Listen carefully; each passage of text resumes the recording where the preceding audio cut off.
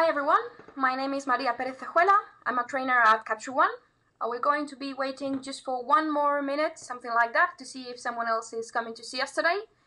For now we are 91 people. Can you all hear me correctly? Alright, I think there is a little bit of delay with the signal going live things. Okay, so first of all, sorry for not speaking Swedish. I do speak English, but I am still unable to speak Swedish. So if you want me to understand the things in the chat, if you have any questions or something like that, I would please ask you to please ask them in English. All right, I will dedicate, perfect, I can see that you hear me. So I will dedicate some of the minutes in the end of the webinar to answer your questions. As I said, it should be in English if you want me to answer them. So welcome all to this webinar. Welcome to the Capture One community, and thank you to Cyberphoto for hosting us today. It's possible thanks to them. So the objectives of this webinar is to show you everything you need to get started with Capture One. We will start from a very basic level, and we will be increasing the advanced adjustments by the end of it. And we will show you how to set up a basic save workflow. I will show you some of the most amazing features and some of the tools that, in my opinion, are the best in Capture One. Some of you might already know them from other raw editors, but some of them are unique to Capture One, and I think these are amazing tools here. So, first of all, I wanted to start with some of the basics from this webinar, how we will work. So I will just share my screen for a moment now. Alright, so we have 60 minutes today in the session. There will be a recorded version. I know that some of you were asking about it. And there will be a recording version staying on the Cyberphoto YouTube channel. As I said, you can ask questions. You are very welcome to do this along the webinar. And you have also the public chat, and in which I encourage you to participate. There will be my colleague Michael from Cyberphoto enjoying some of your questions there. Alright, so I think that we can begin now. We are 100 people straight. So before jumping to the Capture One interface, I wanted to start by some of the basic knowledge that I think you need to get started with the program, which is what is Capture One and why using Capture One actually. Alright, so Capture One is a raw file converter, and that leads me also to explain what exactly is a raw file. So a raw file is not an image file, as some people might think. A raw file is a data file, so it's just ones and zeros basically stored in data, and these ones and zeros need some kind of software, some kind of algorithm that will reinterpret this data and will turn them into images, the images that we can see in the preview. So this is exactly what Capture One is doing. It's taking this data, interpreting them, and showing us a preview. But it's much more than that also. Capture One is also a software where you can organize and edit all of your photographic work. And it's a program where you can have all of your workflow all in one. It's also a very reliable solution for tether capture, the most reliable and fastest in the market. If some of you have been working tethered before, I do encourage you to try Capture One if you haven't already, because you will really notice a difference. So what is making Capture One special and why you should start using it? So as I said, for me, it's really important to have this concept of the software where you can have all of your photographic workflow all in one. You can just import or capture directly to your computer. You can edit and improve your images, and you can do this in a very safe way and have all of your backups, for example, linked to Capture One, and it's a really useful thing to do. Most important also is the color accuracy. So as I said, this software, what it's doing is taking these raw data and integrating them to form a preview. So depends on the algorithm that the software is using, this color preview will be more accurate or less accurate. And the thing in Capture One is that I have some very brilliant colleagues down at Copenhagen who are creating color algorithms specific for each cameras and for each lenses in the market, and it's taking into account the way that each sensor of each camera is capturing color, and it's a really amazing thing. There is also some of the most powerful editing tools that you can find in the market, and some of them we will be seeing them today. For some of them we won't have the time, but I do encourage you to keep experimenting after today and to keep taking some time to discover them. It's also really fast performance software, which I think is nice, especially when you are working with a large number of files. So to sum up, Capture One allows you to have more control over your images, to keep all of your workflow safe in one software, and to get better results in less time. So there are still some things that I wanted to explain here in this presentation before jumping on to the Capture One interface. I'm sure that you will excuse me for that, because I really wanted to go over this because I think it's the most common doubt when people are starting to work with Capture One. And this is because the first time that you open Capture One, it asks you if you want to work with sessions or catalogs, and it's two different workflows. So the session workflow is more thought for a project-based photographer working in fashion or portraits or advertising projects. It's optimized for the shooting tethered. And the thing is that it's based on a folder structure, so whenever you're working with sessions, it will create some folder structure in your computer, and there in these folders you will have all of your files stored, and you have a limited number of files that you can work with. So it's not ideal for large projects like a wedding or something where you would have a lot of images. It's more thought for short projects, all right? And the idea here is that you create one session for each project. But I don't want to insist on this because today we will be working with a catalog workflow. And I decided to do it like this because if some of you are coming from Adobe Lightroom or other softwares from Adobe, you will be probably more familiar with the catalog concept. So a catalog is a file where you can centralize all of your photo archive. So it is thought for working with a large number of files. And it's more appropriate for people who are working at large projects like, for example, press reports, travels, weddings, any kind of social photography. Sorry, I'm taking a look at my question. Yeah, it is possible to edit the Jpeg files in Capture One. And yeah, there is a real difference in how Capture One is interpreting the raw file information, and I do encourage you to try this as well. If you are working with Photoshop or Adobe Lightroom, it uses the same algorithm, Camera Raw and Adobe Lightroom. I encourage you to take one image and open them in Capture One and then in Lightroom and just compare the differences in color there, because it's really a huge difference. Especially it's more visible in mirrorless cameras like Fuji or Sony. It's really something. So coming back to the workflow organization, what of the options is better for you? It really does depend on what you are doing. So to sum it up very quick, if you are working in short projects like advertising or fashion, you would maybe prefer to try a session-based workflow because I think it's a really tight way to keep your work. If you're working with a large number of files and you are coming from Adobe Lightroom, you probably should be more familiar with catalogs, and that's where we're going to be sticking to today.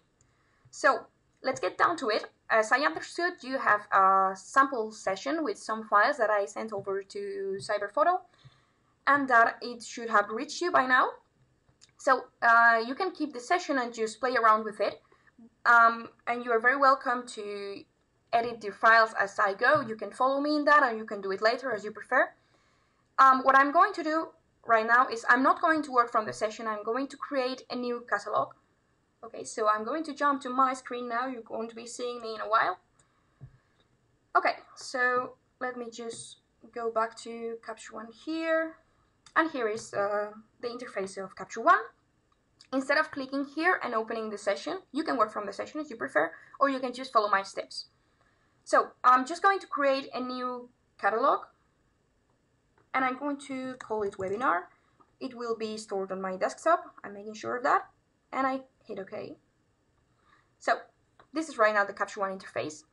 As I created this empty catalog, you can see here I don't have any images imported, so the first thing I'm going to do is I'm going to import some images just by clicking here or up here, corner left top, and I'm going to find my source file. I'm choosing this folder that is on the desktop, which is in fact the capture folder of my session. And here I have some files. You have most of them, I think, except from this one and this one that are Fujifilm RAW files. I can't share with you, unfortunately, due to authorship. But it's okay because you have other examples that you can follow along.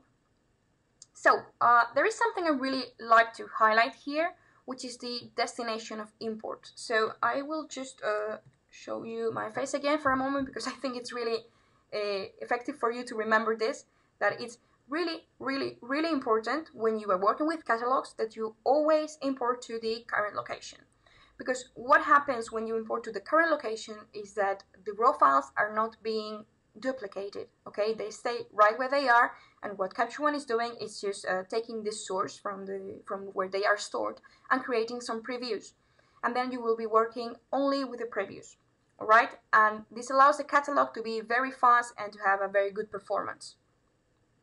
So you have to keep in mind, though, that when you're working like this, once you imported the files into the catalog, you shouldn't move the original raw files around, because then Capture One will lose the source and you will get an offline message, and then you will not be able to process them. You will be able to edit them, but you will always need to find the original raw file in order to process them and export these files. So this is really important, especially when you are importing from an SD card, because if you then format the card and you lose the original raw files, it doesn't matter that you have the previews, you cannot work with them anymore because you cannot process them. So what I do when I'm importing, instead of capturing, it's that I'm taking my SD card, I'm just copying those files to my external hard drive that I use as an archive, where I hope they will stay, hopefully forever, without changing any roots in the computer. And then, and only then, when they finally should be forever, then I'm opening Capture One and importing them to my catalog at the current location. So this is the thing that I wanted to underline here. Okay, so I have these examples here that I'm going to be working with today. I will just click Import All. And then when we are working with the catalog, you can see here that you have some catalog collections that are already created. So I have here my all images collections, all my raw files right here. And what I'm going to do before jumping on to edit, is that I'm going to create some user collections, right? So right here I have this plus and this little arrow on the corner right. So this little arrow here you can find in many tools in Capture One, and what it means is that if you press and hold, you get some sub-menu coming up. So in here, if I just press and hold, I have different options for user collections. So we are going to create now an album, which is the simplest way of organizing, and I'm just going to call it landscapes. That's it. So once I'm here on my all images collection, I will just select my landscapes. I will do it with command, pressing command and clicking all the files that I want to move, and then I can just drag them here to my new album. And here I have my landscapes. Alright, so I will just do the same thing again. I will create an album, I will call it cities. There it is, and I just choose my cities, and once I have them all selected, I'll just drop them here to this album.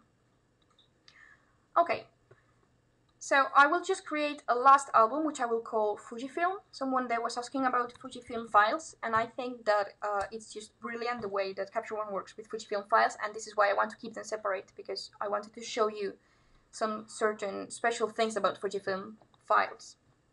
So okay, it's all here. Right now I have all my work organized, and I will create another collection, which is a smart album. If you have been working with Lightroom before, you probably know smart albums. So it's basically an album that is organized automatically according to some criteria. So one album that I will always like to create is the green tags album, because it's really nice for workflow. I didn't set my criteria here. Okay, so I will just add the criteria that all the images with a color tag that is green will be stored right here. So for example, if I go ahead and I green tag this image, it's by right-clicking on the browser.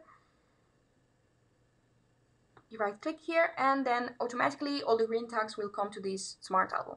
So I will remove it for now. And the reason why I'm doing this is because all the images that I'll be working with today, I will tag them green once I'm finished to work with them. And then we can just come here over to this album, and it means that they are all ready to process. So green tags is the way that I used to show where that my images are ready to be processed. Okay, so I think that we can jump now to go a bit deeper into the Capture One interface and on the editing tools. So I have this catalog here that I created. I imported some images. You can see that right here in the center is the previews. On the right side of the screen I have my browser, and then on the left side I have my library along with all of these tool tabs, and these are the ways that we have in Capture One to access our tools by switching through these tool tabs. So I have different tool tabs grouping different tools. This first one here is the library. This is the shooting tools that we won't be using today because this is for tether shooting. This is my lens and cropping and rotation tools, exposure, color, all kind of things. And up here I have also my toolbar. Some things in Capture One you can just access from two different places. So from here or from here you have also a set of tools that you can use. And then another cool thing about Capture One, and that really impressed me when I first started using it, is the ease to change all the workspace around. So, for example, we have here, up here at the window menu, we have different workspaces that come as default for Capture One. And this is one that I wanted to show you because I think, not this one from Wedding, sorry. I wanted to show you the migration workspace. There it is. So this is one that I wanted to show you because I think it is really helpful sometimes for people who are coming from Lightroom, because what it does, it sets the interface exactly as if it was Lightroom. So it sets the browser down here and the tools on the right, and then it even sets the tools in the same order, and I think it can be something really useful for people who are migrating from Lightroom. Just wanted to show you this. I won't be using this today. I will come back now to my default workspace. So here we are and ready to start doing some editing. So what do you say? I wanted to start by showing you this image. It's a really common landscape image with typical problems from landscape images. So if we take a look at the histogram over here, we can see that it's a bit to the left, and that allows us to keep a lot of nice details on the sky, but we have a bit of a dark ground here and we want to pop this up a bit. So first thing I like to do is I first work with exposure, and then once I'm happy with my exposure settings, then I move on to working with color. So another thing that you can customize in Capture One, and that I always do after switching to the default workspace, you can do that or not, that depends on you, is that I'm switching my tool tabs. I'm moving my exposure tools over here, and I do that by just pressing Command and just dragging them, and I can just drag them anywhere I like. I will just drag them here, and then now I think it makes more sense for me to first work with exposure and then with color. So the first thing that we want to do here is just to raise our exposure a bit, something like there. Just take a look at the histogram, make sure that it stays more or less in the middle, and that we don't have any clipping highlights or any black darks here. So okay, that's a good starting point. And I wanted to use this example to show you some of the most admirable tools in Capture One. You know it from other softwares, I'm sure. It's a high dynamic range tool, but I think in Capture One it does deserve to be underlined, because I wanted just to show you, I won't leave it like this, don't worry, but I just wanted to show you how powerful it is for taking back detail in both in the highlights and in the shadows. I think it works amazingly. We don't want to do it like this though, because this is a very common mistake for beginners who are starting to use the high dynamic range tool, which is just taking up the shadows a bit too much, and that gives it some kind of unnatural feeling, because you know, it doesn't really make sense to our eyes, because the ground can never be brighter than our sky, right? So let's just take it back something around there. And then we're going to take down the highlights, something around there. And that starts to look nicer. If we want to see the before and the after of the tool, there is a little arrow here with some line. So if we just press it, it resets everything. I'm going back Command Z, sorry. And if I press here by holding the Alt key, I can just see the before, and then when I release, I go back to the after. And then we have also the same kind of option here as a global reset. So if I just click it, it will reset everything. Go back, Command Z. And then if I press Alt and hold, it will show me the before, and then once I release, it will show me the after. Okay, so starting to look better, but something that we need to take into account when we are using the high dynamic range tool is that we can make things a little bit too flat. So for that to not happen, we will just increase a bit of the contrast here. Something like there starts to look better.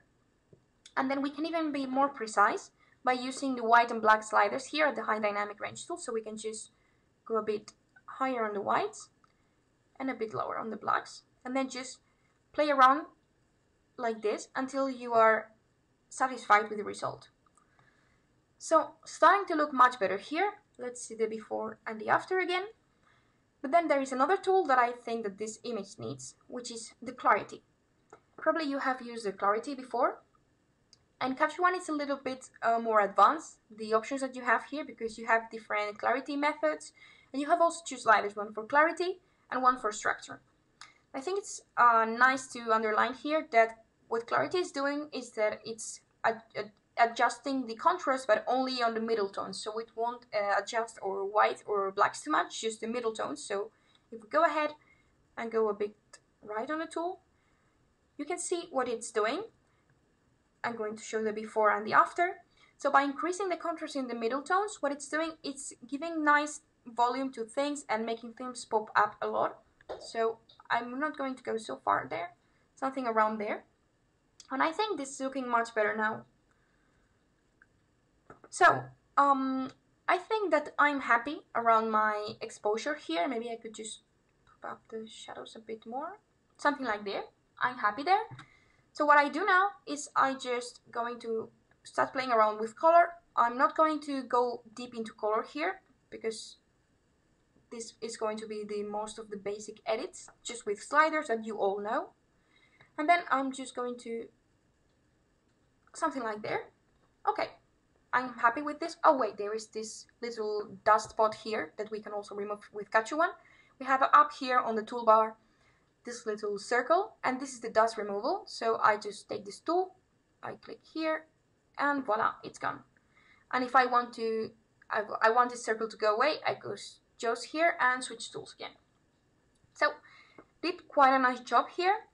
I'm finished with this now. Yes, for real. And what I'm going to do is I'm coming right here to my browser, and I'm going to tag it green. And there it is, my last version of the image. Okay, so I'm going to jump on to the next sample now, which is right here. I have this very nice sunset from South Africa. My friend Robert kindly borrowed me these raw files from his trip, so I can use them in this webinar, and you can all use them too.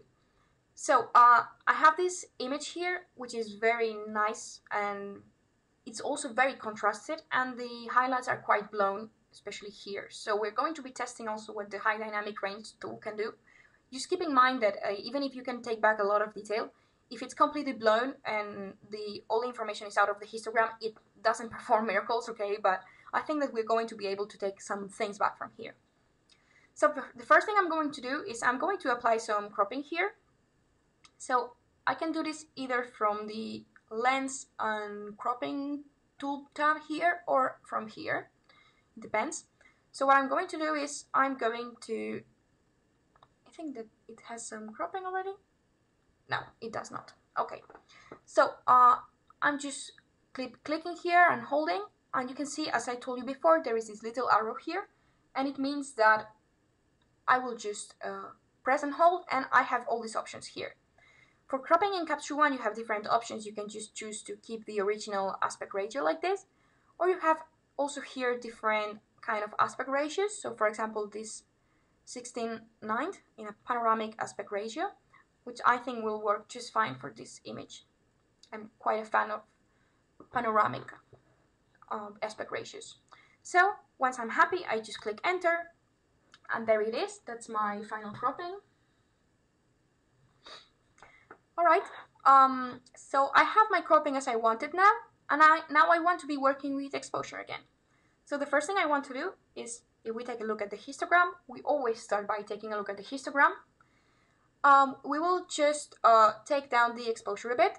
We can do it just with a slider like this. And then when I want to be very precise, the thing that I do very often is I just put my cursor here, and with the arrows I can just go up or down. For today I think I will go down something like to half stop. Okay, and you can see here that we're starting to take back some details here. And the next thing I want to do, of course, is to play around with my highlights and my shadows. Let's try to take back as much as we can. So, as I said, we are not doing miracles here. This is completely blown. But if we see the before and we see the after, we can see that there is a fair amount of detail that we recovered from here, from this area of the water. Okay, we're going to play around also with the shadows a bit. Remember what I said before, you don't want to go too crazy by lifting the shadows because it will give us somehow a natural feel. So let's keep it around there for now. And again, we are giving it some contrast. You see that I'm just repeating almost the same steps as before. I will just go deeper here into color. So we are increasing the contrast a bit. I think that this image can do also with some clarity. And especially because of this fog that we have here, you see that it's really nice to have this fog around, but it's somehow making us lose the feeling of depth in the image. So we can really do with some clarity here. So for this time I will show you, I will just increase the clarity right now. And we have this image that is right now looking better if we see the before and after of the clarity. But I think that for now, for this image, the punch mode will do better. So what the punch mode is doing is not only working with the contrast of the midtones, but also working a bit with the saturation. It's increasing saturation a bit, and this is why I'm using the punch mode of clarity very often to work with landscapes. Okay, there is also two other modes, the neutral and the classic, which are Capture One all algorithms, which I'm not using too often, honestly. I'm just focusing normally on either natural or punch. And we have a second slider here, the clarity tool, which is the structure. So what the structure is doing, I will just zoom in so you can see better. What the structure is doing is increasing the micro contrast. So that will give a feeling of sharpness, which I think will go very nicely for this kind of rocks here. If you go too crazy, you see what happens. It starts to look very unnatural. But if we keep it around some lower values around there, up to, I normally don't go further than 30 with this tool. So this is where we are now. If we take a look at the before and after the clarity, you can see that, well, I think it did a pretty nice job here. So maybe what we want to do now, as we were messing up with the clarity, we want to maybe increase the brightness a bit too, just to give it a, to not give it a too dark feeling. So something like there, I think it's quite nice. I would also like to add some vignette. Vignette is down here, and I really like to add some vignetting on my landscape photos because I think it gives them a nice feel of depth. So if you see, it's really subtle, but it really does create some effect here. So for now, I would be done with my exposure adjustments, I think. I would maybe just take down the blacks a bit more, or yeah, I think that we would be fine around here. So what I want to do now is to jump and work a bit with color. So there is a nice workflow that I recommend that you get used to doing in Capture One, which is to create different layers to work with color. And I'm going to show you why in a moment. So introducing the layers here today, we will go here to this panel. You can see that you can find it in different tool tabs in Capture One because now the layers are completely integrated in the workflow.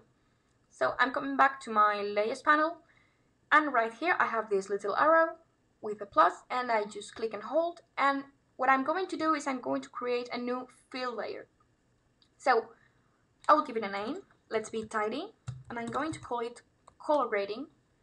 So because it's a fill layer, it means that there is already a mask that fills all the image, and we can check on this by clicking M, which is a shortcut for show and not show mask. So we can see here the mask affecting the whole of the image, and then I click M again and away it goes. So I'm going to start playing with color. I'm going to just adjust the color balance a bit because it might be a bit too oranges. Something like there. And don't worry if it looks a bit dull, because right now we're going to increase saturation globally. Remember that it's a fill layer, so it affects the whole of the image. And then I wanted to introduce you to the color tools right here. And I'm going to do this through the color balance. The color balance is one of my favorite tools in Capture One. So it's new for you who are not working with Capture One, because it's not in other raw processors, but it might be familiar to you who are coming from color grading for video. So it works in a really simple, intuitive way. We have 3 color wheels here, one for shadows, one for midtones, one for highlights. And what we are just going here is we're going to give a little tint. And there is an adjustment that works like 90% of time in landscape images, which is just to cool the shadows a bit, something like there. Maybe because it's a sunset photo, we don't want to make them too bluish. What I do instead in this kind of sunsets is I'm just going a bit over to the purple tones, something like there. And by here I just control the saturation of this tint. I'm going to leave it there. It's better always to go a bit far with these color adjustments and then just to dial them back a bit. So we are cooling off the shadows. We are going to warm up the highlights. We're going to come to these orange tones here, and I am warming up my highlights. And then with the midtones, normally there is no need to work with the midtones, as just with shadows and highlights it does a pretty nice job. But because this image we have a very orange dominant here, I'm just going to cool off the midtones a bit, not like there.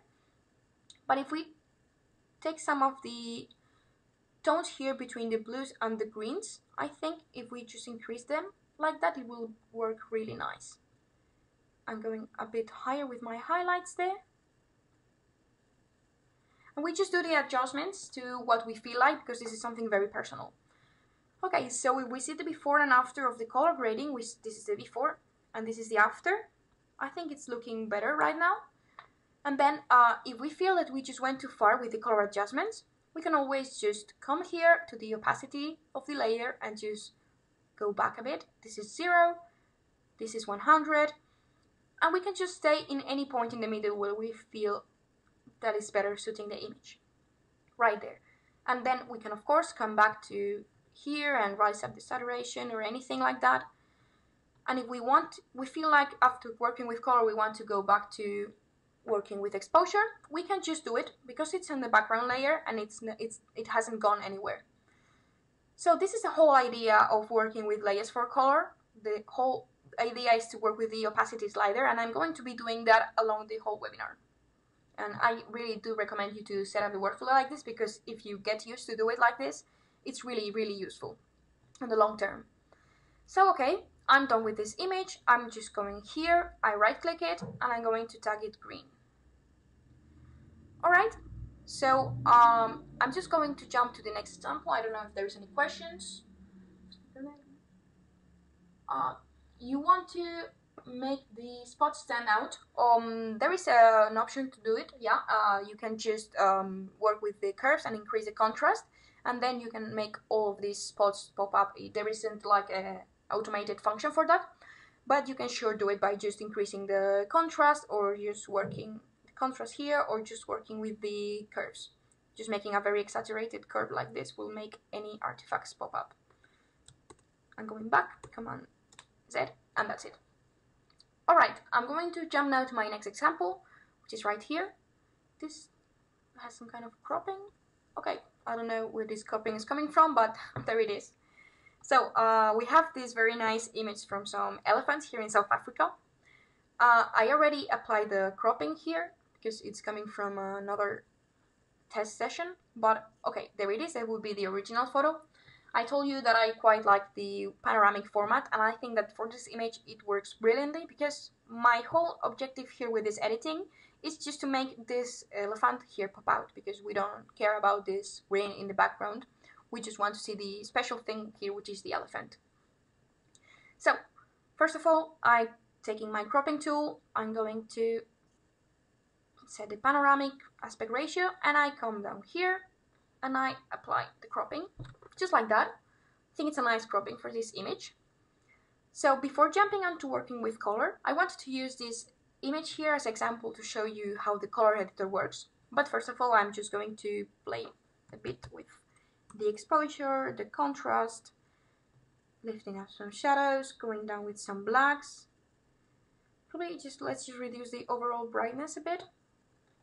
You know that when you are using brightness, it's just affecting the middle tones, while if you're using exposure, it will affect the whole histogram. So they will be more or less. I would really like to add some clarity here, some extra structure, not so much, something like there. Because if you see here where we have a lot of texture, if we zoom in using the hand tool, which is the H, if we zoom in here and we see the before and after of the clarity tool, it really makes it pop up. We don't want to go too far, but I think it does show, it is a really nice example of how things with really nice textures can make pop up here. Okay, so I'm done here. I'm just going to create a new layer. Remember, let's create a fill layer so we can work with opacity later, and I'm just going to call it color in a very simple way. I jump over here to the color tools, and down here I have my color editor, which is, I think, the most amazing tool in Capture One, probably. So, the whole idea that of the editing I'm going to do here is I'm going to take this elephant, which is looking orange, and it's probably orange, or maybe it's just covered in dust, and that is why it's looking orange. But the whole idea here, and this is a personal reflection, I think that when we are thinking about elephants, or maybe it's just me, we are thinking more of grayish tones. So even if the elephant is really orange, it might look more realistic when we are desaturating it a bit and not making it look so orange, but more a bit like grayish. Because I think it's a matter of the imaginary collective, or of the image that we have of elephants in our mind, because probably many of us have never seen an elephant, and we just think of elephants being gray. So it doesn't matter how it actually looks like, it's what it should be looking like, so to say. So what I'm going to do here is I'm just going to the color editor, and we have these different ranges of color that we can work with, and then we can work with the hue, the saturation, and the lightness. So I'm going to my orange tones here, or to my orange range. It's kind of similar to the HSL tool in Lightroom in this basic mode of the color editor. So I just take the orange, and I'm going to go down a bit with saturation, and I'm going to down a bit with the brightness as well.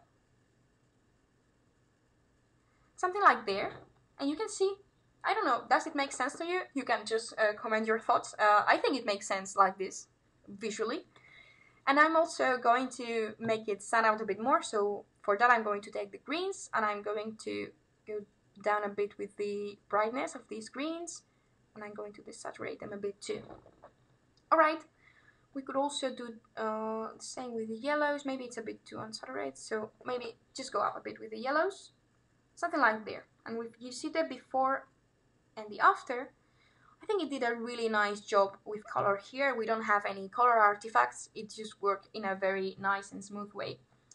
We can, of course, work again with the opacity here and just stay in any point in the middle. So, for example, maybe there would be more realistic. Okay, so I'm not finished here yet, because I think that we can still make this elephant pop out a bit more from the image. And I personally don't like this bright part here, because it's taking way too much attention. So I'm going to try to darken a bit these areas of the image and just leave the elephant in the middle in a brighter mood. So I'm going to do this through layer editing once again. So this time what I'm going to do is I'm going to create a new empty layer, and we can call it Vignette.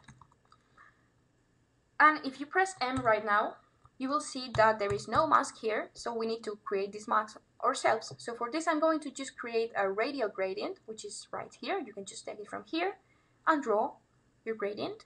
And right now you want to press M to make sure what the mask is affecting. So I can just rotate this mask like this, I can just make the gradient smoother, make it a bit more open like this.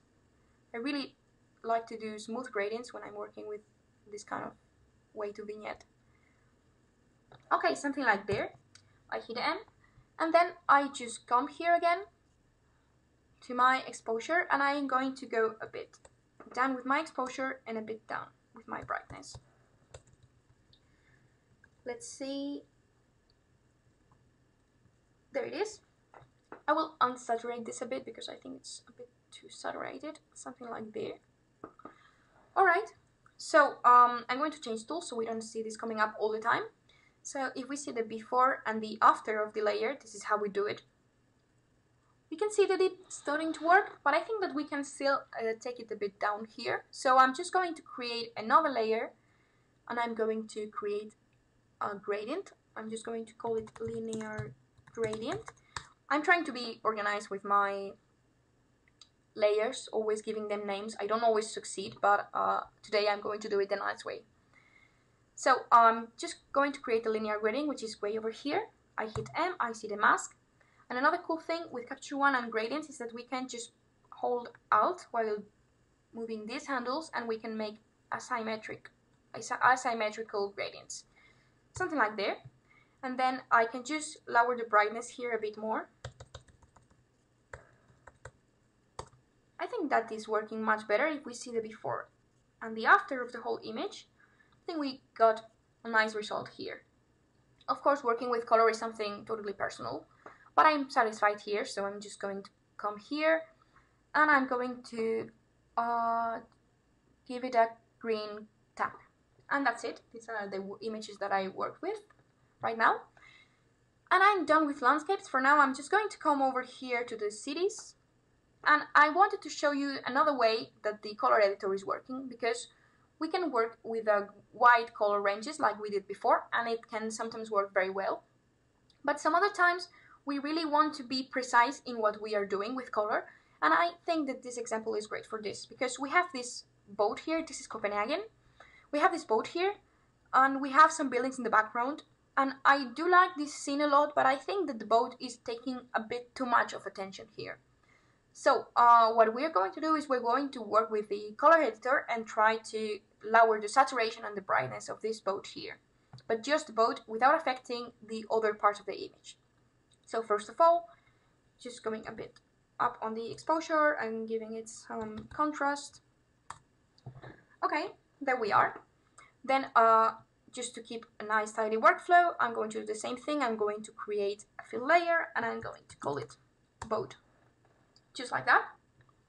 Okay, so if we press M, we see that this layer is taking the whole of the image. And right now I'm jumping to my color editor again, and this time I'm going to work in the advanced mode. So to work with the advanced color editor, we just need to take this, pick this color pick, and just click on the color that we want to work with. In this case, it's this red over here. So there is a tool that you need to know here, which is the View Selected Color Range tool. And if we click it, we see that everything that is not in the selected color range, it just grays out and becomes black and white. We see here that we selected the color red, but if we are trying to change anything here, we will also be affecting all these buildings in the background, which in this case I don't want to do. So what can we do is to play around with this color wheel and try to make this color range as precise as possible. So here is the saturated colors. Here are the not so saturated colors, and here we have the orangish tones and the more magenta tones. So what we're going to do is we're going to try and keep in range the most saturated, which is here in the boat. So I'm just adjusting this color range like this, and we can also get rid of these orange tones that we don't need in the selection. Something like there. So if I go back and now I try to change anything here, I can just change the hue, the saturation and the lightness of this precise color without affecting the rest. So this is not what I wanted to do. I'm just going to go back to 0. And what I said I wanted to do is I just want to take down the saturation and take down the lightness. Here, something like there. Keep it in a very natural way. So if we see the before and after of the tool, we can see that we got to dial down a bit of these reds here. looking still very natural and very nice. And another very cool thing of the advanced color editor is that you can just come here, and even if you wanted to make a more precise selection, and you can't do it because there might be situations where the color ranges are exactly the same in different objects of the image, there is still something you can do about it, which is you can just come here, you can choose the option create a mask layer from selection, and like this, Capture One will automatically create a new layer with a new mask of whatever you chose in the color range. So if I just choose this layer, then it was created automatically. I press M.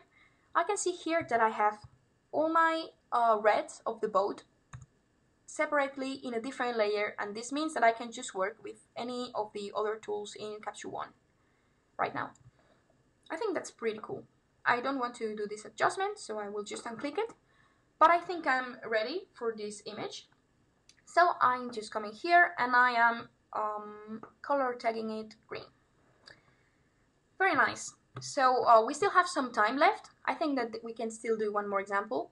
So I wanted to, well, I will do two separate things here because I have two very nice files from Fujifilm that I wanted to show you. I will just make this straight. That's all right. And here I am. So I have this very nice portrait it's a Fujifilm file. And I said before that there is something special about Capture One and Fujifilm files, and I think that it's just a terrific job what Capture One does with the Fujifilm files concretely. So down here at the color tab, we have the base characteristics that we might want to take a look at. In here is where we have stored all the profiles of all the cameras that are compatible with Capture One. And you don't need to worry about that because Capture One automatically detects what camera you're using from the metadata, and it's applying the right profile to your files without you having to worry about it. So, but there is something special here that we need to take a look at, which is the curve. The curve is the algorithm that Capture One is using to interpret this raw data.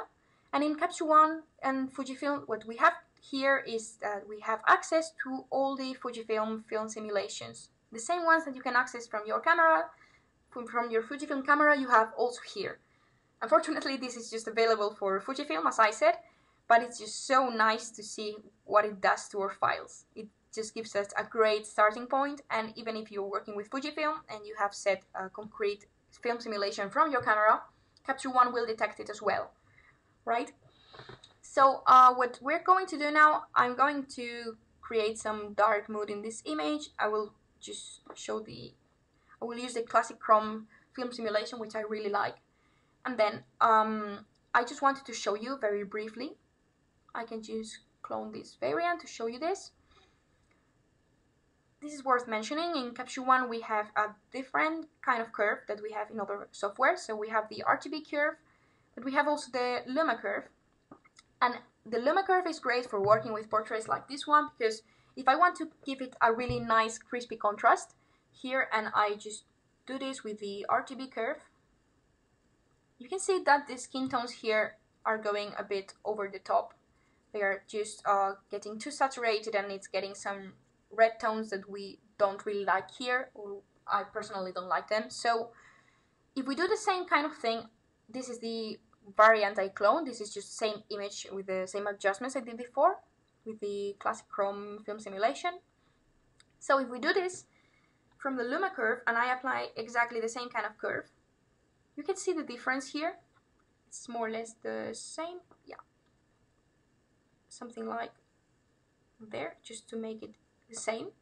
So you can see the difference between these two images, that here we applied a lot of contrast from our curves without affecting the color, the saturation, and we are keeping here a much healthier skin tone. So I will just keep this variant now, and I'm just tag it green. And here is my last example from today, and it's a tool that I really need to make it stand out to, which is the noise reduction in Capture One. The noise reduction was, in my opinion, the best improvement of version 20, because they just changed everything in the tool and they improved so much the noise management. So we have this night landscape here, and we have a very common thing in night landscapes, which is we have a very nice sky, but we don't have any detail on the ground whatsoever. So if I just go here and I raise my shadows and my exposure, we can see some detail coming up. I mean, we can make a lot of detail come up, but we don't want to do that, as I said, because it wouldn't really make sense. Because this is a night sky, right, where all this light is coming from.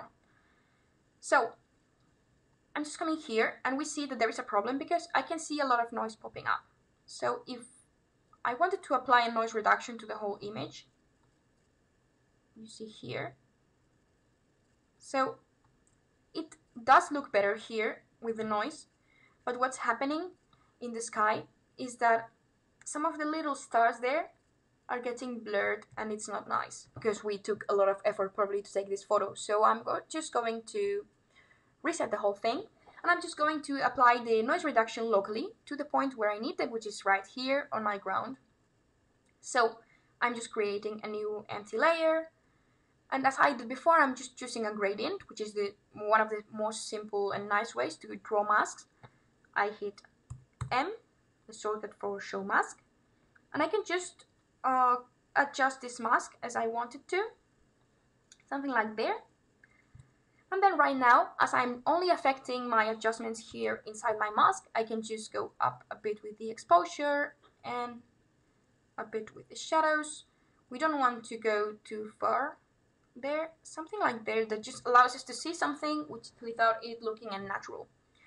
And if I come closer, we see all this noise coming up, and right now I will just call it ground. So I said, let's be tidy. And right now I can just apply my noise reduction exactly what I needed, which is here. And you can see how all this noise that we had, it's just going away. And in this tool, it's all about keeping a balance between the luminance slider and the detail slider, which will give us back some of the detail that we lose when we are going too far with the noise reduction. Something like there. We can see the global before and after of this.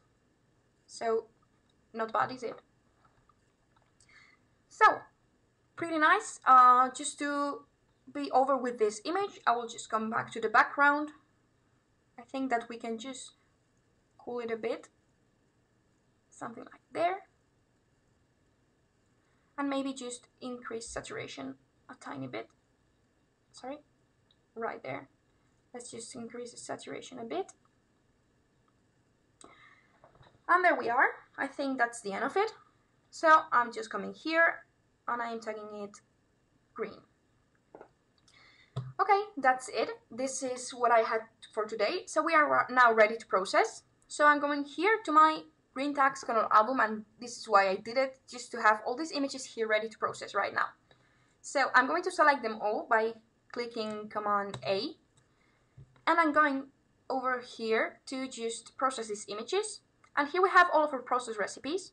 So in Capture One, we can just choose different formats and different color profiles and resolutions and just process them all at once. So I can choose no matter how many of these process recipes, and out of each one of these files, I will get a separate file with a separate resolution, separate quality, anything that I want.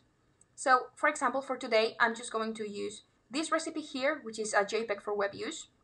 We can see here all the details from the recipe. We have a JPEG format, 80% quality, and a long edge of 2048 pixels. And in here in file, I think it's really important also to say that I told it to not only process them to wherever in my computer, I want to be tidy with this. So I'm just going to create a subfolder called JPEG Web. And also, for example, I might want to, I don't know, create a PSD files from this and to just further work in them from Photoshop. So I have this here, I'm going to delete it, and I'm going to do it from the beginning so you can see how it works. So I'm just going to come here, I'm going to just click like that, and it will create a new recipe that I can just customize however I want to. And I can create, no matter how many of these, I can create as many as I want. So I'm going to call it PSD. I'm going to set it with the right adjustments, so I'm going to choose a PSD format, 8 bits will be fine, Adobe RGB color profile, and a scale of 100%.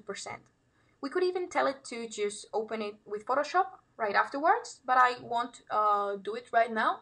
Just click now. And in the same way that I have here set my folder for JPEG Web, I will just tell it to create a subfolder named PSD. And for the output location that we also want to take into account, I will just choose the desktop. And in the same time, I will create a subfolder for both of these process recipes, and I will just call it webinar exports. And there it is. And if I did everything right, in my desktop, there will be created a folder called webinar exports, and inside this folder will be 2 other folders containing all of my files. So I click process here. Once I made sure I selected all of these, Capture One is right now processing all these files. And we are about to get to the end of this webinar, so if you have any questions, you can start by writing them, and I will dedicate the later minutes of this to answer some of your questions, as I said in the beginning. So it's finishing here. I will just go back to my desktop. Probably it's in the other monitor, so my desktop is right here. And here I have a folder called Webinar Exports. And in here I have, as I said, 2 different folders, one for the JPEGs for the web resolution and one for the PSDs that are just finishing to come up here. And here are all my exported files in the same time with the quality and settings that I said before. So this is it. I don't know if you have any questions or anything you would like to comment. I think that I answered all the questions so far. All right. So you're shy or you don't have any questions? Wow, you're such good students. All right. So I hope you enjoyed this. I know that I'm missing out and I'm leaving out so many things, but there is a lot to cover and we have only 1 hour. But anyways, I encourage you to keep working with Capture One, to keep discovering that. I do encourage you also to try with your own files. It's really nice when you understand the logic of how this software works, because it allows you to have a centralized photo archive. As I said, you can be very precise in what you do in your edits, in your workflow, and keep it all nice and safe. Just to remind you that you can get your license right now with a 25% discount for the 3 main products, which is Pro for Fujifilm, and Pro for Sony, and the online store of CyberPhoto, which was very nice and kind to let us hold this webinar here today. Once again, thanks to CyberPhoto for this. If you have any questions, anything, they will be happy to help you. As I said, you can get the Capture One license from their online store. And yeah, I thank you all for watching. I hope you enjoyed it. And see you next time, I hope.